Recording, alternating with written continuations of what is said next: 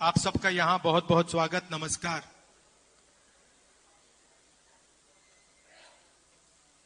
इसको हम सत्य, न्याय और अहिंसा की जमीन कह सकते हैं।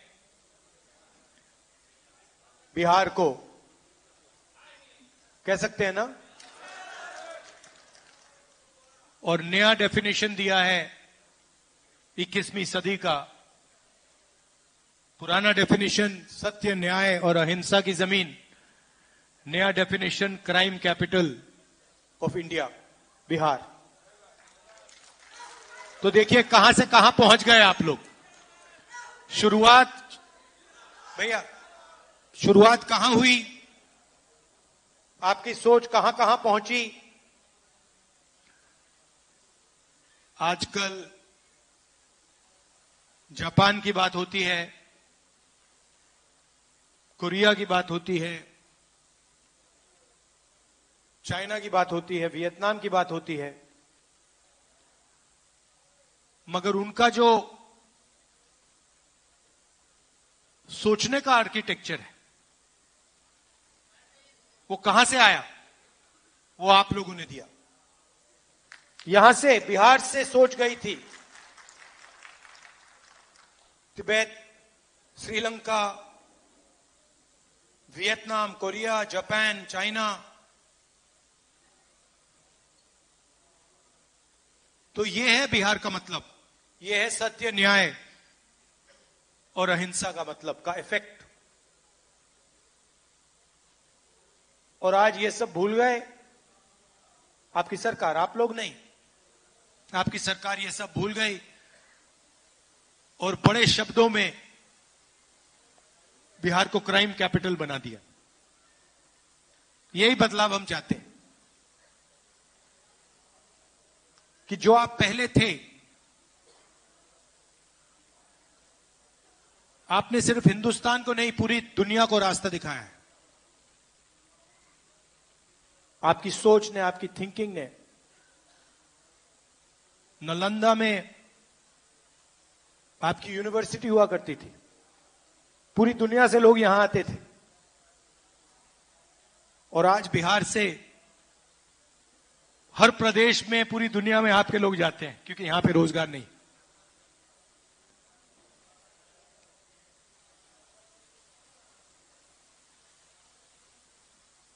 मुझे भी सत्य में यही बदलाव हम चाहते हैं कि जो आप पहले थे, आपने सिर्फ हिंदुस्तान को नहीं पूरी दुनिया को रास्ता दिखाया है। आपकी सोच ने, आपकी थिंकिंग ने। नालंदा में आपकी यूनिवर्सिटी हुआ करती थी, पूरी दुनिया से लोग यहां आते थे। और आज बिहार से हर प्रदेश में, पूरी दुनिया में आपके लोग जाते हैं, क्योंकि यहां पे रोजगार नहीं।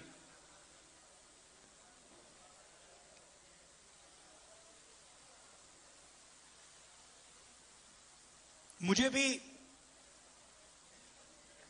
सत्य में इंटरेस्ट है।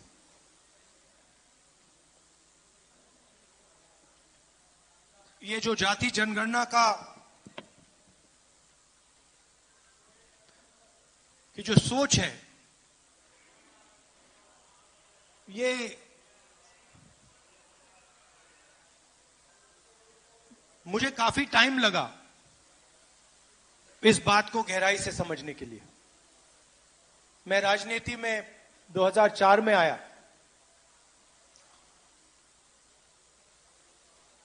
और आस्ते आस्ते एक प्रकार से मेरे परदादा ने डिस्कवरी ऑफ इंडिया किताब लिखी थी ना, तो मेरी भी डिस्कवरी ऑफ इंडिया हुई। और डिस्कवरी ऑफ इंडिया में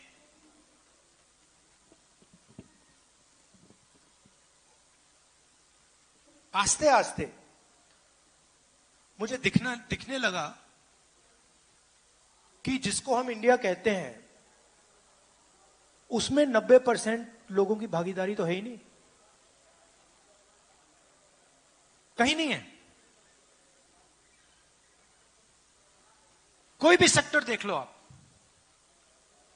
यहां पे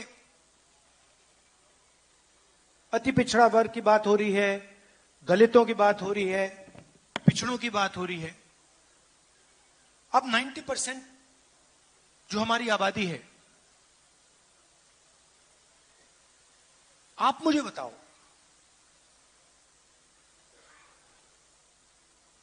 कौन से सेक्टर में आप लोग हो? आप कॉर्पोरेट सेक्टर में हो? 500 सबसे बड़ी कंपनियां हैं, लाखों करोड़ रुपए उनका कर्जा माफ होता है। धड़ाधड़ इंफ्रास्ट्रक्चर के प्रोजेक्ट्स मिलते हैं। बजट में कानून बनाकर एक कानून बदल के उनको उनके बिजनेस को हजारों करोड़ मिलते हैं। मुझे आप 500 में से एक दलित, ओबीसी, अति पिछड़ा, आदिवासी सीईओ का नाम बता दो। एक भी नहीं है।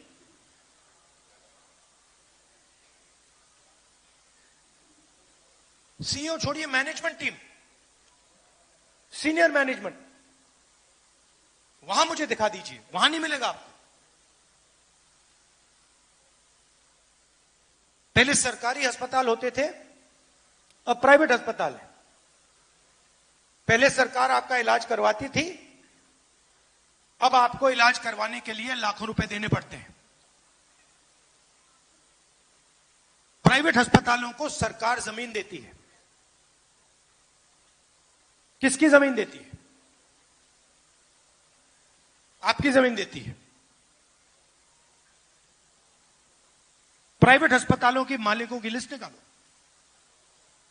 डॉक्टरों की लिस्ट निकालो, और मुझे आदिवासी नाम, अति पिछड़ा नाम, दलित नाम, पिछड़ा नाम दिखा दो वहां पे।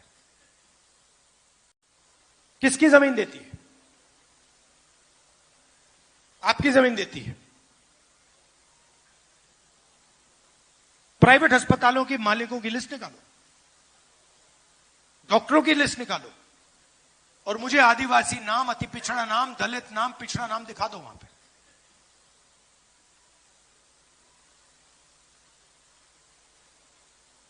ठीक है, आप कहोगे नहीं, हमें कॉर्पोरेट सेक्टर में जगह नहीं चाहिए,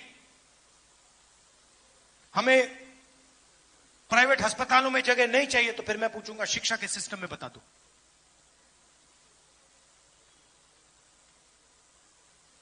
सारे के सारे स्कूल, यूनिवर्सिटी, कॉलेज प्राइवेटाइज, जमीन आपकी।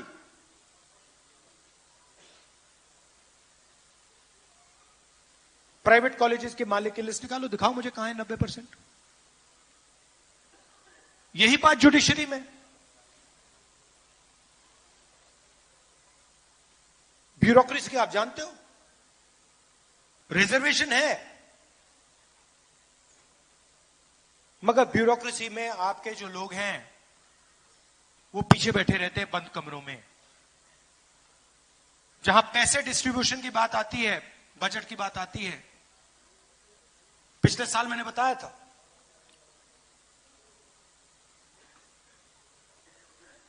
बजट 11 अफसरों ने बनाया, फोटो थी, 90% का उसमें कोई नहीं। बड़ी बड़ी मिनिस्ट्रीज को देख लीजिए,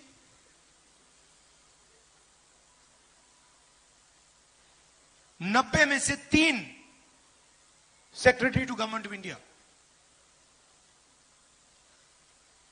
पिछड़ा और अति पिछड़ा वर्ग के। 90 में से 3, आपकी आबादी कम से कम 55%, 90 में से 3, और वो भी 3 छोटे छोटे विभागों में। जहां धन जाता है, फाइनेंस, डिफेंस, उधर कोई नहीं। और वही हालत आदिवासियों की, दलितों की। मजदूरों की लिस्ट निकालो, मनरेगा की लिस्ट निकालो, ऊपर ड्राइवर्स की लिस्ट निकालो, वहां पे सिर्फ आपको ओबीसी, दलित, अति पिछड़ा ये लोग मिलेंगे। अब दो हिंदुस्तान बन रहे हैं, ठीक है। अगर दो हिंदुस्तान में 50% आपका कंट्रोल होता और 50% किसी और का, तो ठीक है। मगर आपकी आबादी 90% है और आपका कंट्रोल 5% भी नहीं है।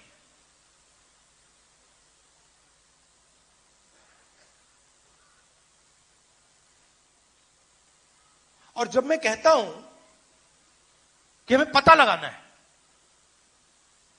मैंने कोई पॉलिसी प्रिस्क्रिप्शन आज तक नहीं दी है। मैंने आज तक यह नहीं कहा है कि भाई जाति जनगणना के बाद हम क्या एक्शन लेंगे, मैंने आज तक नहीं बोला है। मैं सिर्फ यह बोल रहा हूं कि पता लगाना है कि इस देश में किसकी कितनी भागीदारी है, बस पता लगाना है। आपको चोट लगती है, आपको कभी चोट लगी है, हड्डी टूटी आपकी, किसकी यहां पे हड्डी टूटी है?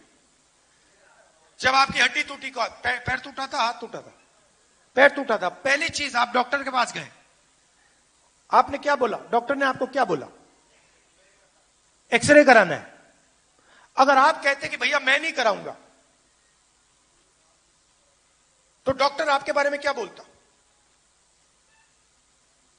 और अगर आपको कहता, आप चाहते भैया डॉक्टर मुझे एक्सरे कराना है, और डॉक्टर कहता मैं नहीं कराऊंगा, आप क्या बोलते?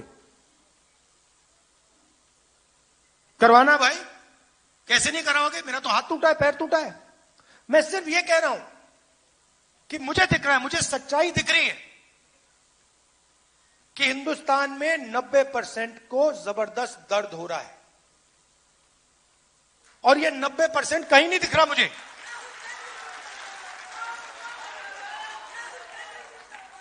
चाहे बलात्कार हो, गरीबी हो,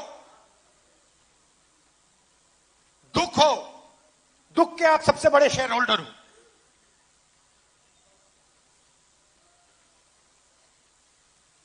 नब्बे % दुख आपका है, आप दुख के शेयर होल्डर हो, बाकी आप सबसे बड़े शेयर होल्डर हो।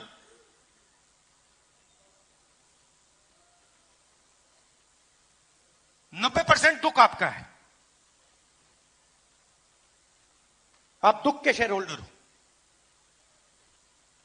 बाकी कहीं भागीदारी नहीं आपकी।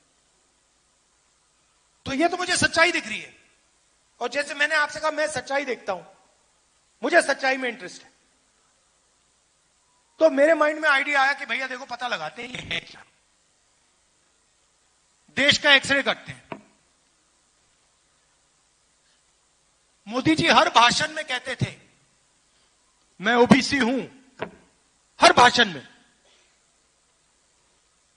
जाति जनगणना के बाद कहते हैं हिंदुस्तान में तो जाति नहीं है। अरे हिंदुस्तान में जात नहीं है तो आप कैसे ओबीसी हो गए?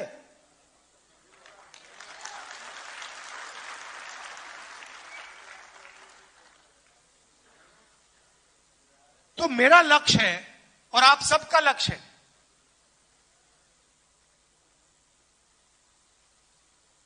जाति जनगणना।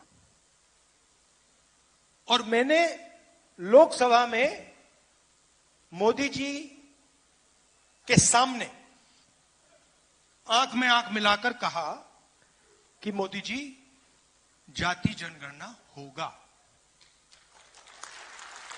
आप जानते हो उनको सरेंडर करने की आदत है। आप देखो, मैं आरएसएस से लड़ता हूं, मैं गहरी बात बोल रहा हूं। इनकी हिस्ट्री है, ये 2 मिनट में चिट्ठी लिखना शुरू कर देते हैं। आजकल मॉडर्न जमाना है, ठीक है भैया, चिट्ठी नहीं लिखेंगे, आजकल व्हाट्सएप मार देंगे। ट्रंप साहब ने 11 बार बोला है, 11 बार कि मैंने नरेंद्र मोदी को सरेंडर करवा दिया। 11 बार बोला है पब्लिक में। नरेंद्र मोदी जी चू नहीं कर पा रहे हैं। नरेंद्र मोदी ये नहीं बोल पा रहे हैं कि ये जो ट्रंप है ये झूठ बोल रहा है, क्योंकि वो सच्चाई है। और मुझे मालूम था कि जिस दिन हमने थोड़ा सा दबाव डाल दिया उस दिन एकदम सरेंडर कर जाएंगे। मगर आप गलतफहमी में मत रहिए। ये जाति जनगणना जो करा रहे ना, ये असली जाति जनगणना नहीं कराएंगे, कभी नहीं कराएंगे।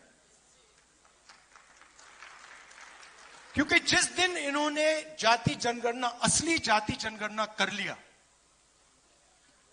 उस दिन इनकी राजनीति समाप्त हो जाएगी, खत्म हो जाएगी। ये नहीं कर सकते हैं। जाति जनगणना के दो तरीके हैं। एक बीजेपी का मॉडल, एक तेलंगाना का मॉडल। इसमें मैं आपको फर्क समझाना चाहता हूं। बीजेपी के मॉडल में बंद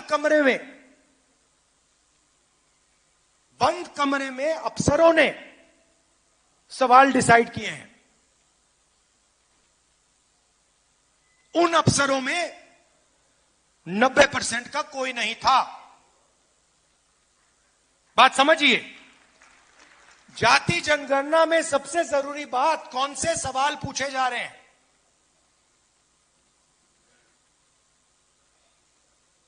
तेलंगाना में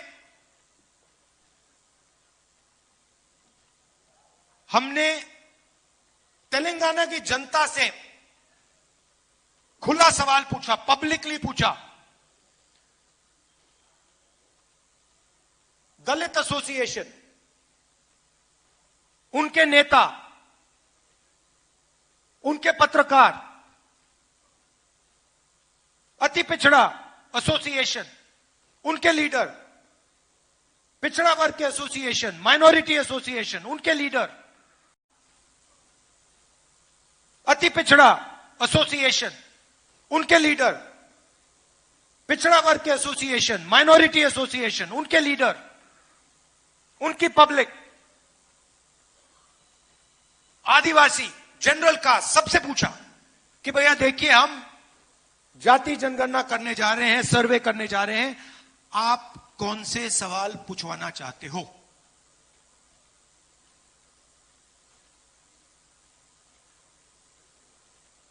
दलितों से हमने पूछा, उन्होंने कहा देखिए, हम सवाल चाहते हैं कि आपने कभी अनटचेबिलिटी एक्सपीरियंस की है, हम ये पूछवाना चाहते हैं।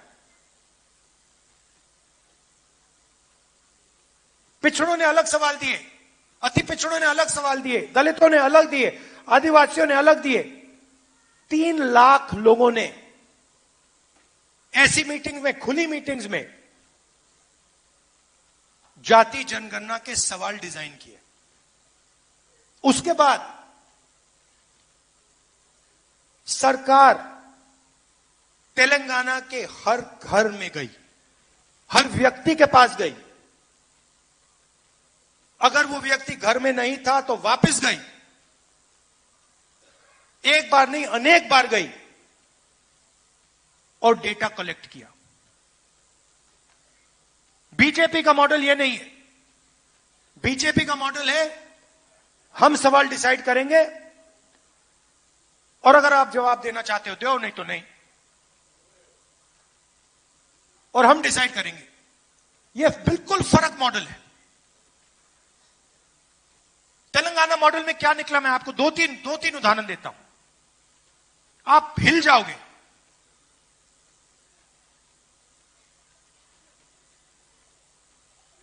सरकारी कॉन्ट्रैक्ट्स देखे हमने।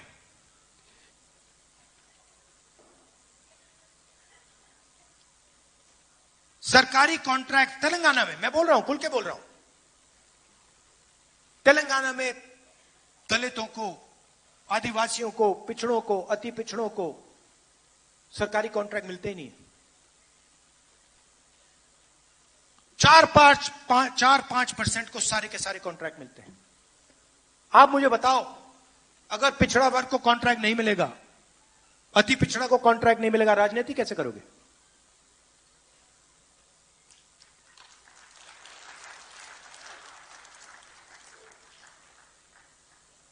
हमने उबर ड्राइवर्स की लिस्ट निकाली है जो डिलीवरी करते हैं। क्या करते हो? उबर ड्राइवर हूं। क्या करते हो? डिलीवरी करता हूं। क्या करते हो? पिज्जा डिलीवर करता हूं। उसमें सिर्फ पिछड़ा, अति पिछड़ा, दलित, आदिवासी।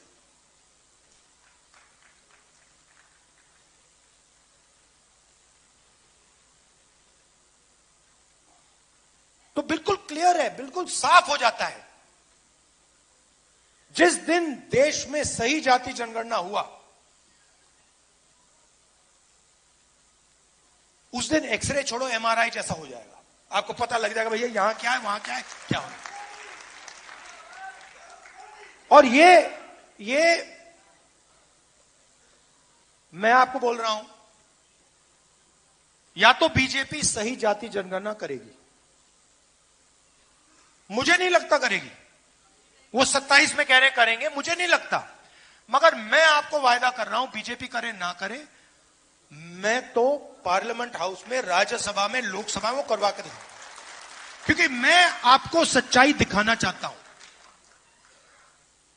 मैं आपको आपकी सच्चाई दिखाना चाहता हूं कि आपके साथ, आपके खिलाफ इस देश में किस प्रकार से काम किया जा रहा है। आपके बच्चों के भविष्य के खिलाफ किस प्रकार काम किया जा रहा है। मैं आपको ये क्लैरिटी से दिखाना चाहता हूं। ये देखो, ये है आपकी सच्चाई। और ये मेरे लिए राजनीतिक लक्ष्य नहीं है भैया। ये मैं राजनीति के लिए नहीं कर रहा हूं, ये मैं अपने देश के लिए कर रहा हूं, सच्चाई के लिए कर रहा हूं। कॉन्स्टिट्यूशन में लिखा है, इस पर आक्रमण कर रहे हैं, इसको खत्म करने की कोशिश कर रहे हैं, इस कॉन्स्टिट्यूशन में लिखा है ये देश सब लोगों का है। ये देश हर जात का है, हर धर्म का है, महिलाओं का है, पुरुषों का है, विकलांगों का है, सबका है। और जाति जनगणना इस कॉन्स्टिट्यूशन, इस प्यारे कॉन्स्टिट्यूशन की रक्षा करने का तरीका है। और मैं जानता हूं जो मैं कह रहा हूं, इस बात को आप गहराई से समझ रहे हो, क्योंकि आपके लाइफ में आपको दिखता होगा। अभी मैं आया,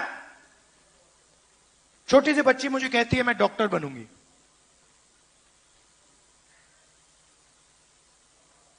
मैं जानता हूं कि यह देश उस बच्ची से झूठ बोल रहा है। मैं जानता हूं क्योंकि वो अति पिछड़े वर्ग की है, वो डॉक्टर नहीं बनेगी, क्योंकि आप लोगों के लिए रास्ते बंद हैं। और मैं वैसा देश नहीं चाहता हूं जो अपने बच्चों को झूठ बोले। डॉक्टर बनोगे, लॉयर बनोगे, कंपनी चलाओगे, आईएएस अफसर बनोगे, और फिर लिस्ट निकालो, कुछ नहीं। 90% उस लिस्ट में है ही नहीं। उसमें गरीब जनरल कास्ट के भी लोग हैं, वो भी परे किए गए। 95% लोगों के लिए इस देश में कुछ नहीं है। पहले पब्लिक सेक्टर हुआ करता था, सारा का सारा प्राइवेटाइज कर दिया। अदानी, अंबानी, ये नाम आप जानते हो। पोर्ट, एयरपोर्ट, डिफेंस, जो भी इनको चाहिए, जितनी भी जमीन चाहिए, धारावी लेने की कोशिश कर रहा है। आप धारावी गए कभी? धारावी कोई गया यहां पे? धारावी इनोवेशन का सेंटर है हिंदुस्तान में।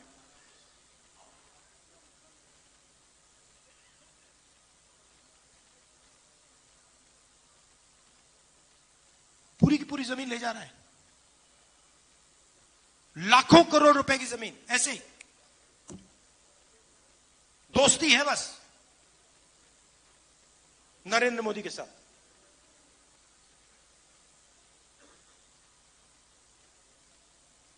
लाखों लोगों को बर्बाद कर रहा है, उनका रोजगार वहां है, उनका पूरा बिजनेस वहां है, वहां से उठा के ऐसे फेंक रहा है जैसे उनका कोई मतलब ही नहीं।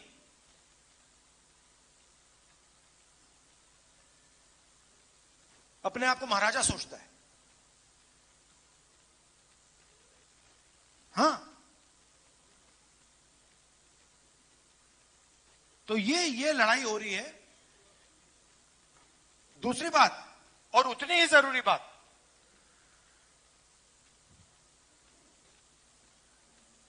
ये आइडिया कहां से आया कि हिंदुस्तान में सिर्फ 50% रिजर्वेशन हो सकता है? आपकी आबादी 90% और 50% की दीवार बना दी कि भैया 50% से ज्यादा रिजर्वेशन नहीं हो सकता। जाति जनगणना हमने तेलंगाना में की, और मैं आपको बता रहा हूं, जाति जनगणना हमने तेलंगाना में की, अगले दिन चीफ मिनिस्टर ने उसको दीवार को तोड़ दिया। चॉइस ही नहीं थी भाई, आप ताली बजा रहे हो, चॉइस नहीं थी। जब उसने देखा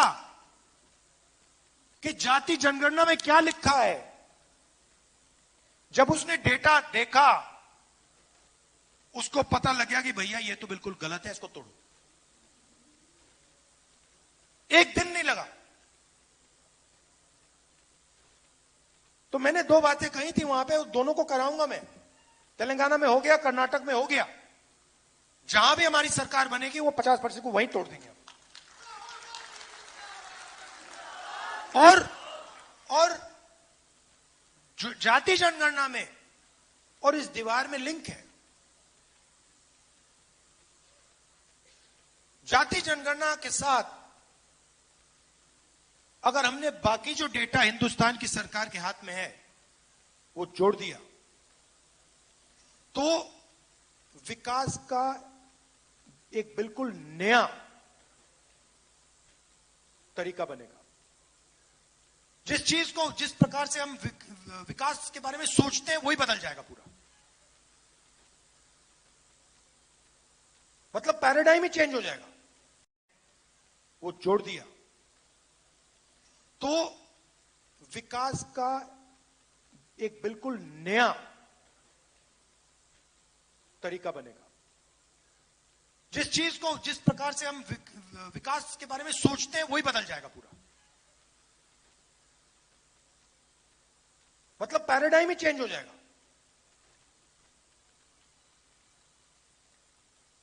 और ये बिहार से शुरुआत होगी। आप ही करते हो ये काम, आप लोग ही करते हो, हजारों सालों से करते आ रहे हो, और ये काम आप ही करोगे।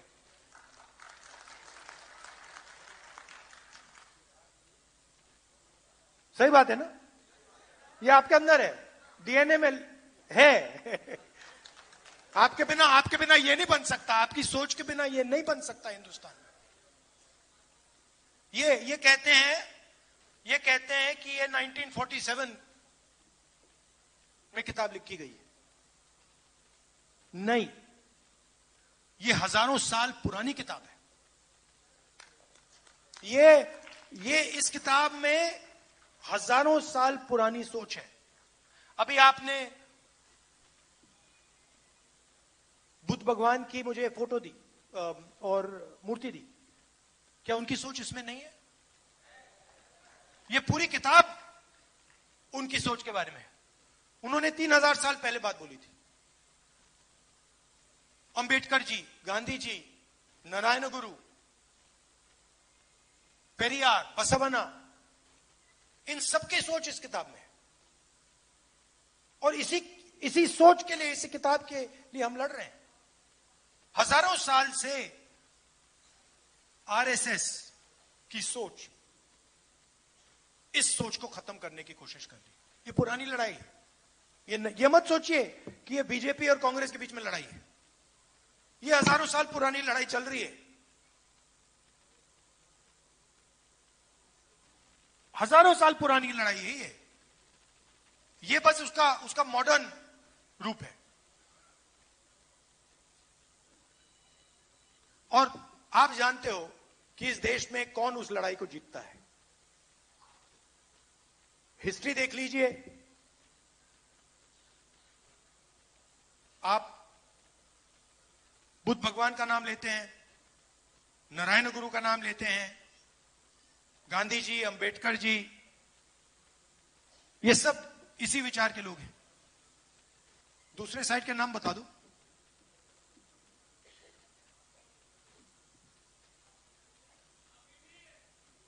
तो देखिए शांत हो गए, बिल्कुल कोई ही नहीं। देखिए एक तरफ महात्मा गांधी है, दूसरी तरफ सावरकर है। एक तरफ महात्मा गांधी है, दूसरी तरफ गोडसे है। गांधी जी ने पूरी लाइफ, जिंदगी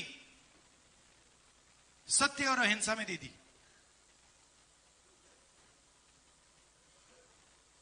ऐसी स्पीच अगर कोई व्यक्ति 1000 साल बाद दे, वो भी गांधी जी का नाम याद रखेगा। किसी को नहीं मालूम होगा ये सावरकर कौन था।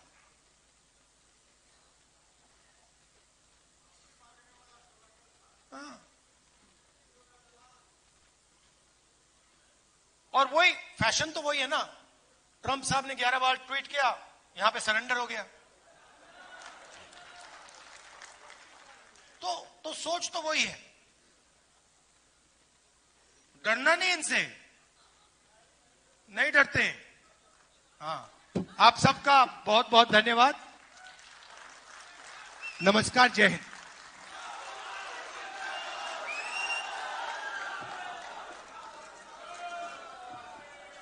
नमस्कार नमस्कार।